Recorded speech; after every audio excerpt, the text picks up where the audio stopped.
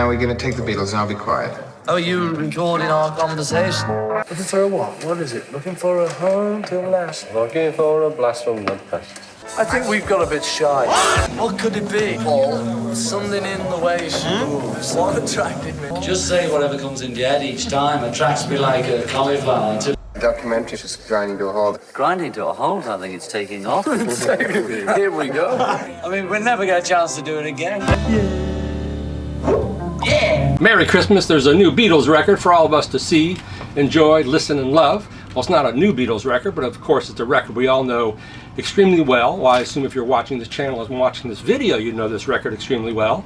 And they have really, once again, pulled out all the stops. Apple, Giles Martin, the different people involved in remastering and producing this record. It has a beautiful booklet. It's actually a book, it's not a booklet, with the kind of intense documentation and photographs we come to expect from all these products get released for all us insane Beatle fans.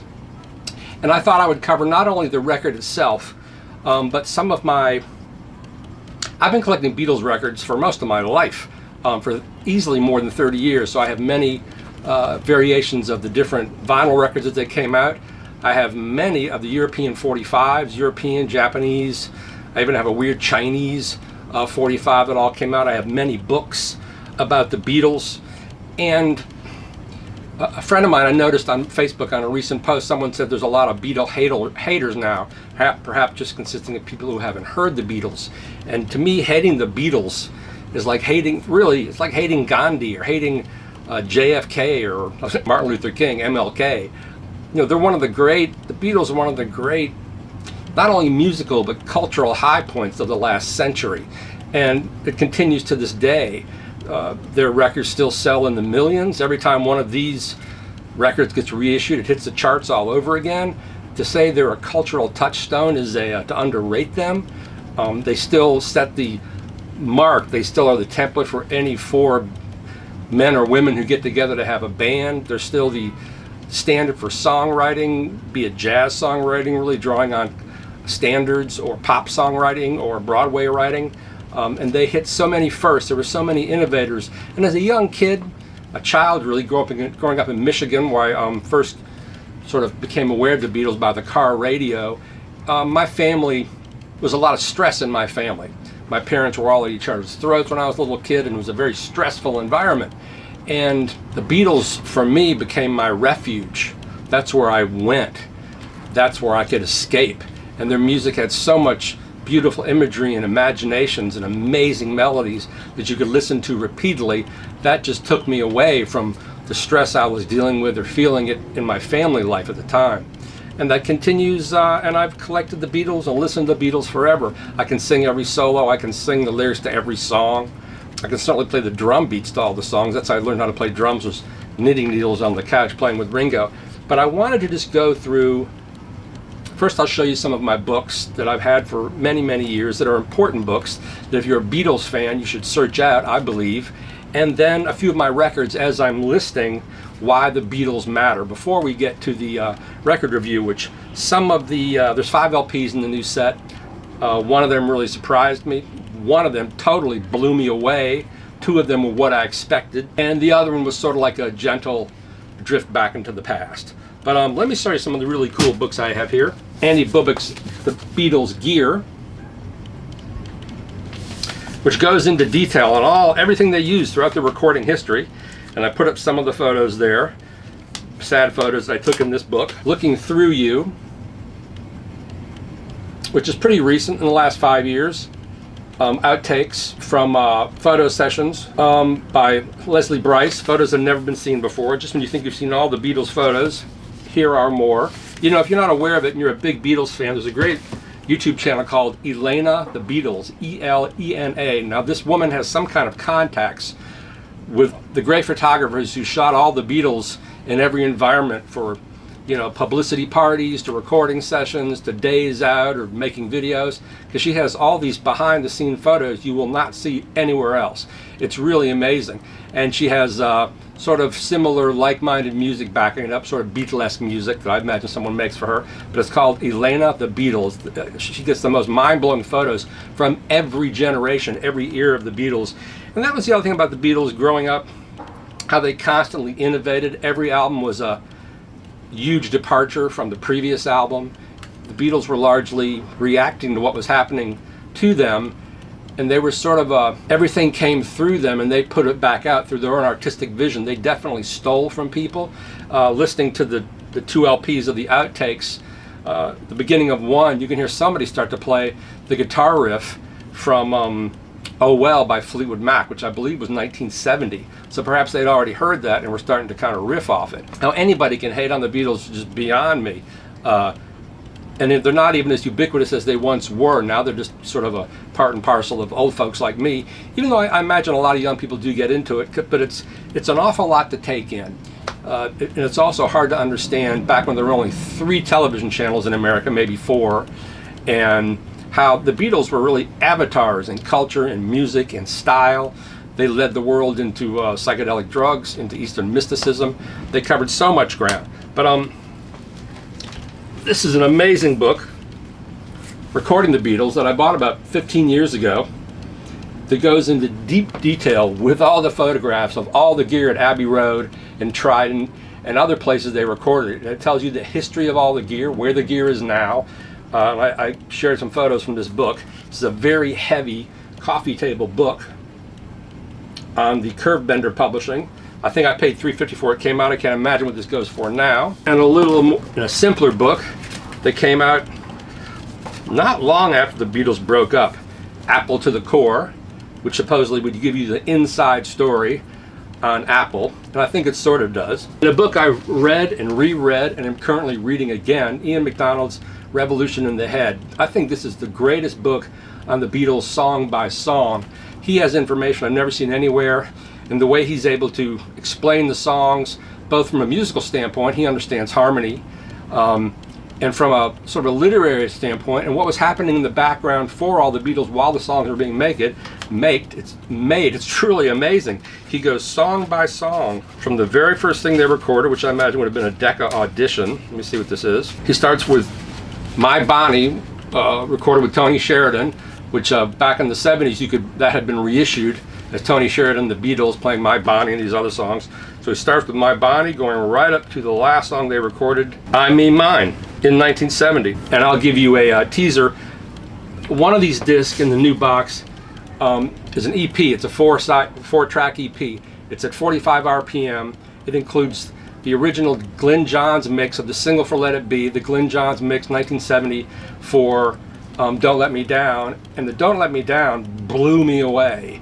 It is so forceful and strong and rich and has depth and clarity. It's really something. Now I imagine Giles Martin remastered that as well, but boy does it sound powerful. That's the best sounding thing in this box to me. Also on there is on the Let It Be EP, Across the Universe, which sounds really beautiful. It doesn't have all the silly, which I thought they were silly, background vocals, and the guitar sounds much richer. The I Me Mine unreleased Glen Johns mix, Don't Let Me Down new mix of original single version. That's what just stunned me. And Let It Be new mix of original single version.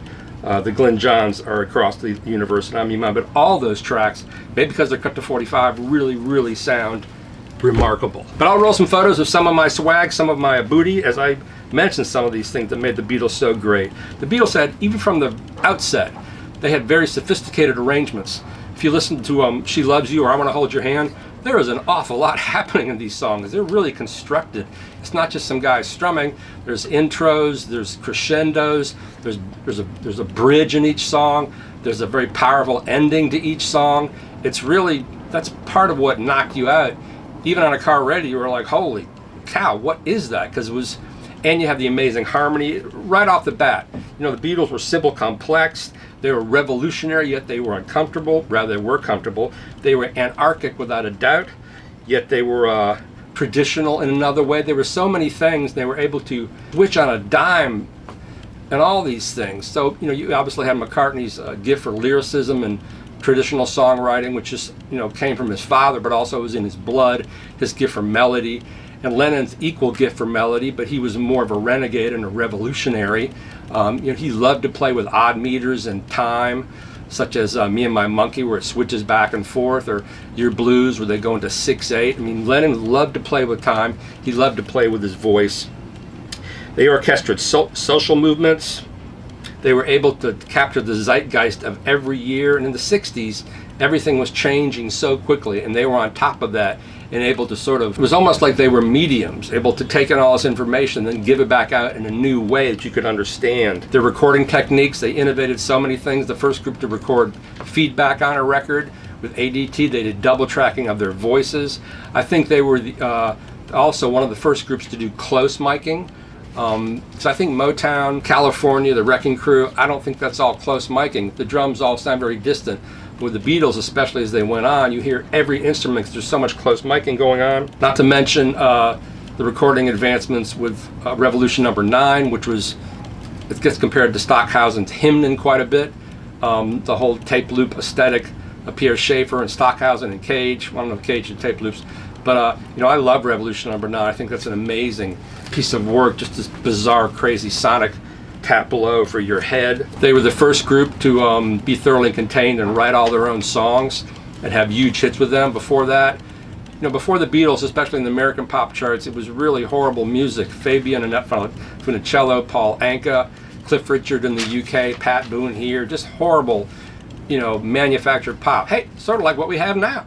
And the Beatles just blew that up and sounded like no one else. They defined their image. Their images weren't defined for them as pop stars of that day were. And I was reading some other things. They were the first to put forth the idea of a rock band or as a rock and roll band as artists, not just entertainers.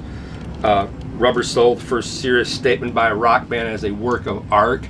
I mean, before that you had Beatles for Sale, which is still like a bunch of covers and some singles. But Rubber Soul is a consistent body of work. Also, I wasn't really aware until I was reading, they were very forthright about civil rights. In Jacksonville, they refused to play a stadium unless it was integrated. And they often spoke up for that kind of thing. They brought Mary Wells on one of their early tours. They arranged for Esther Phillips to open for them in the UK, and they were constantly, not only did they cover all these songs by black artists, they trumpeted them and paraded them and spoke out viciously or voraciously for them. And in many instances, I think their versions are better than the originals. Their version of Please Mr. Postman is better than the Marvelettes, I believe. I prefer their version of Twist and Shout to the Isley Brothers.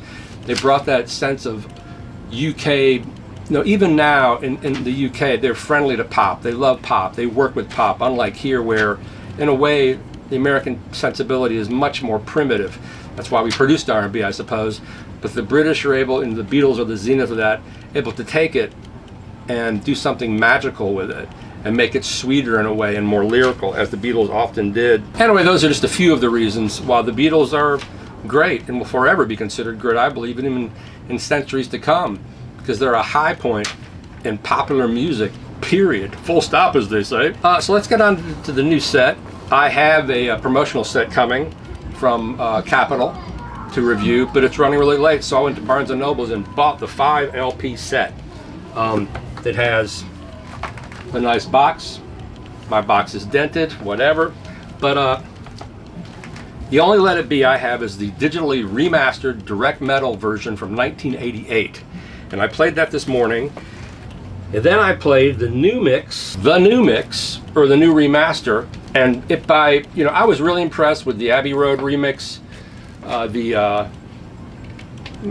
how clean and detailed and resolute the White Album is. I thought they did amazing work with that.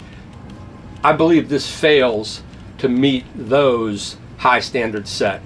This, while it does sound fuller and has more force, it has more resolution, it's also crisper and harder on top, which kind of surprised me. The bass drum is much stronger. If you're listening to like two of us, the bass drum is just kind of a whoom, whoom, whoom. Here the bass drum is hard, it's etched, it has slam, which I don't know if a Ringo bass drum ever had slam, so that's a little strange. And I'm listening on my Kuzma Stabi R turntable with an EMT cartridge through a Parasound integrated amp into the fine SP501s I'm reviewing, which are very organic sounding in their own way. But I just wasn't, I was not floored by this basic new mix of original album. I think they failed. And my notes as such say, more force, cleaner, tighter low end, which is what we always expect. And these are from high resolution files. The top end is just a little brittle and a little thin in places. And that's even compared to the 88 digital mix I have, which is much looser in the low end and kind of rumbling and muddy. They cleaned all that up. Now the bass drum has force, clear, but the vocals are thinner on top. And there's more edge. It might be cleaner, and all the rumbling is cleared up, but I just did not care for it. But then we have the 2 LP set of Apple Sessions, Rehearsals, and Apple Jams, and this is fun. This sounds wonderful. This, all of this has been previously available on CDR bootlegs for years. I talked about Rocket Scientist that used to be on Carmine Street. They had all of this, and I still have a lot of these as bootleg CDs. One thing I wish they would reissue, maybe did they, the Beatles Christmas album? I wish they would do a high-res remix of that, because that's a really wonderful recording, series of recordings by the Beatles that was only available to the Beatles fan club for a while. But this is a lot of fun, and it's very up close, and it strengthens the whole idea that the Beatles were having fun. They weren't miserable, but there is a lot of fun because the Beatles were always fun and entertaining, had great comedic wit. This is fun. The outtakes are fun. 2 discs of outtakes. It brings you into the room with the Beatles, which is really great because there's a lot of cut up going on. All Things Must Pass, which is funny. They do a version of All Things Must Pass. It sort of sounds like the band with Robbie Roberts and Levon Helm, because when the band hit, they were a huge influence on the entire rock and pop musical thing in the world, really, because they brought it all just back to songs, guys in a basement. They brought it back to kind of an urban folk thing, and everyone was following that. And that's also a reflection in here with 2 of us, and they're kind of riffing on All Things Must Pass. It's got kind of a gospel soul thing going on, which is sort of weird. And then they include what was going to be the original cover and the original title, Get Back. And this is the original, what do you call this? This is the Glen Johns mix. And this was widely available as a bootleg if you lived in New York, because my brother got it and sent it to us. It was called KUM BACK. And some of the covers had a picture of a pregnant woman. And this is that mix. So this is kind of sweet and very light. It sounds sort of distant. This sounds like somebody slid a machine in and then slid it out. Somebody said that it was Lennon who put this out as a bootleg, because if you can get it in New York at that time, well, back then New York was like a different planet compared to the rest of the world, the rest of the country. Now it has all the same malls and low life as you do out there in the hinterland. But back then you could find things you couldn't find anywhere else. But this has some of the same songs, and different ones. It has Teddy Boy, medley, I'm Ready, Save the Last Dance for Me, and Don't Let Me Down. So this is fun to listen to. And when I was a kid, my brother sent this to us. It was just like, wow, this is the new Beatles album. And even then I wasn't like, to me there's a sadness about this record. There's a heaviness about Let It Be in general. I don't think it's one of the Beatles' greatest records. I don't think it's anywhere near Abbey Road, which is a masterpiece in my book. It's interesting, compared to Abbey Road, there are no bootlegs of Abbey Road, there are no other versions of Abbey Road, there are no photos of Abbey Road, of the recording sessions. I think Elena came out with a few, but it's like, okay, we're gonna do this on our own without everybody watching. But the big Megillah in this whole set, to me, and what I think is absolutely worth buying, is the Apple EP, which it's a 45 RPM versions. And as I just said, my teaser, the version of Don't Let Me Down is just thrilling. It's powerful, it's clean, it's grand, it's really full. I couldn't believe the force that it had. It's an extremely strong performance of Don't Let Me Down. It's a great mix. And this is a new mix of the original single, as is new mix of the original single of Let It Be. And these sound amazing. And it can only be because they're on 45 versus the new mix of the original album, which is just 33, but these 45 mixes are astounding. They're bigger, they're stronger, they're fuller, there's more definition, there's more force in the music. It sounds like they're all really game for their performance. It's really something. It has a purity to it. The drums are really fat and deep, which is true of all remixes these days. But now they can retrieve all this and clean it up so well. So for me, that version of Let It Be in the 45 RPM mix was just off the charts. Really, really great. As was the original, the Let It Be new mix of the original single, and Across the Universe, the unreleased Glen Johns 1970 mono mix. Across the Universe, it's much more immediate. The guitars sound fuller, richer. That's 45 RPM as well. And then the version of Let It Be also sounds amazing. Harrison and Lennon doing the background vocals sounds like a choir. It's so much fuller. Everything is thicker, fatter, more direct. It's really something. So for me, the 45 RPM EP single is really worth the entry price of the whole thing. But if you've never heard all the outtakes, it's definitely worth getting for that. It is nice to hear the original mix again, which you can't find that bootleg anymore, obviously. And it's a much kind of gentler, quieter mix than even the original record, which Phil Spector produced. Anyway, that's my take. Hope you enjoyed it. Thanks for dropping by. Have a wonderful Sunday. Bye.